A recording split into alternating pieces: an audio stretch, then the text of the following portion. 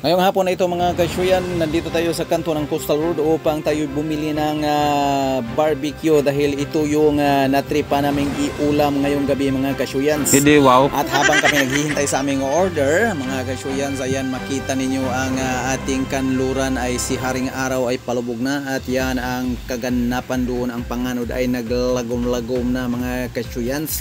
Habang wala tayong dapat ikabalakan dito sa ating area dahil tinaw o limpyo pa ang atong kalangitan dinhi tungod sa atua mga kasyuyans. Bahala yan ka yung sa buhay mo. daanan patungong June's Beach Resort, Aparis Center Beach. Yan yung daanan patungo roon.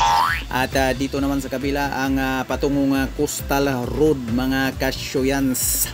Paano masabi? Ayan, makita ninyo at inyong maispatan mga kasyuyans. Yan yung mga stores at mga stalls dyan sa kabila. Yan yung mga fish vendor dyan sa kabila mga kasyuyans na kung saan tayo nagtuturno-turno. Ayan, itong kalsadang ito, ito naman yung palabas patungong Olas at Puan mga kasyuyans. At habang tayo naghihintay mga kasyuyans, ito nakita natin ang isang malaking puno ng kahoy na parang may kamay na sumudlot.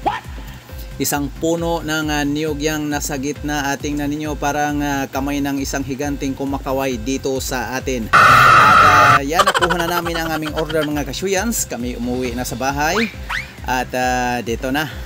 Sumalubong yung mga asong alaga namin. Ayan. At ito nga pala ang nabili kong barbecue. Ito yung iulam natin. Tayo papasok na doon sa loob ng ating bahay mga kasyuyans para mag-prepare at umpisahan na natin ang paghamal ngayong gabi. Maaga tayong hahamal dahil tayo'y kinakapoy at tayo'y ginugutom. Ayan lang muna ang aking may ulat at may update sa ganap ko ngayong araw mga kasyuyans. Maraming salamat sa inyong laging pagsubaybay at laging panonood. Aman with a million smile.